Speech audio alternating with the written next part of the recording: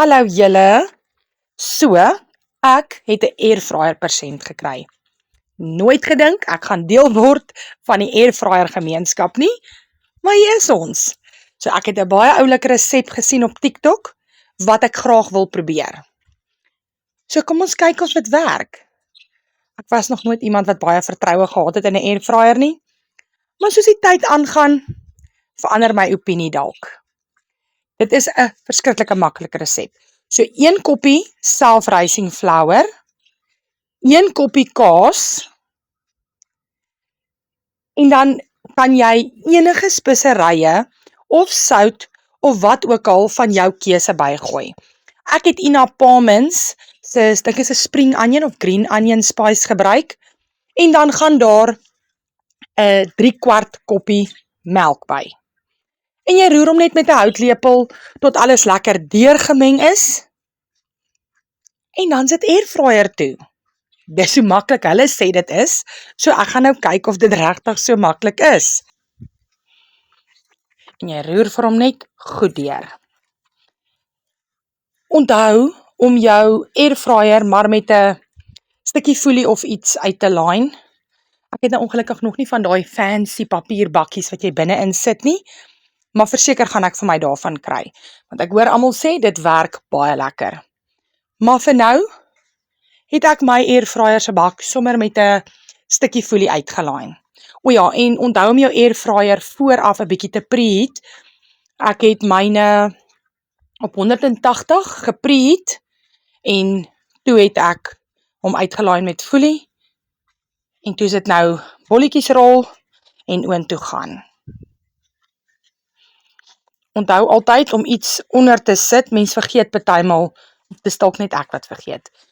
Maar die preheated panne is nogal warm en 'n mens kan nogal bietjie vergeet en 'n gemors maak daarvan.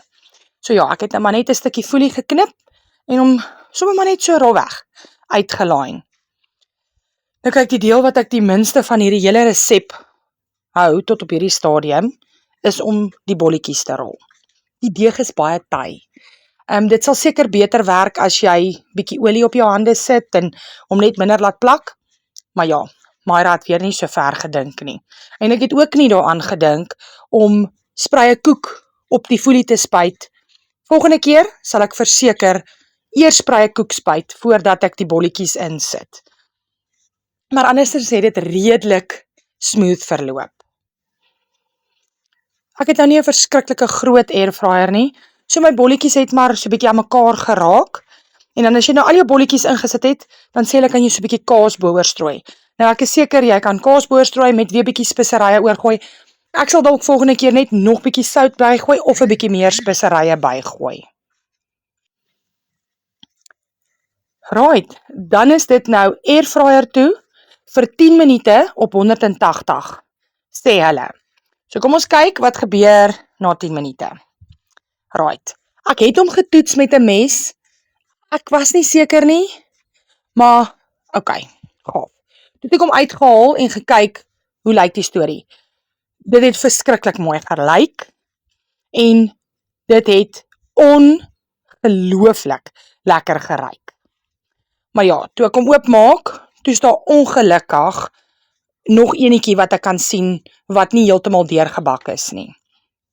En dis hier waar ek ook agtergekom het, sprye koek is 'n moed, want die goed het gebreek en vasgeplak en hier was ek redelik gefrustreerd en dit was nog nie gaar nie. Toe het ek dit teruggesit in die airfryer vir nog 5 minute, maar ek het hom net so onder 180 gesit. Ek het hom nie presies weer op 180 gesit nie. Okay, nou vir ronde 2. Ek het weer die messteek gedoen en die keer het hy regtig vir my beter gelyk. En dit het ongelooflik mooi gelyk. Hy het mooi goudbruin gebak en dit het net verskriklik lekker geryk. Ek kon hom dalk nog so 2 minute ingesit het. Elke ou moet maar in sy airfryer kyk wat werk die beste vir hom. En wanneer hy nou maar gaar is, mens elke ou leer maar seker sy airfryer. Onthou, ek is nog baie dom, ek ken nie hierdie storie nie. Ek het 'n lekker bottertjie opgesmeer, julle, en hierdie is 'n thumbs up. Dis 'n moet probeer. Alright julle, bye!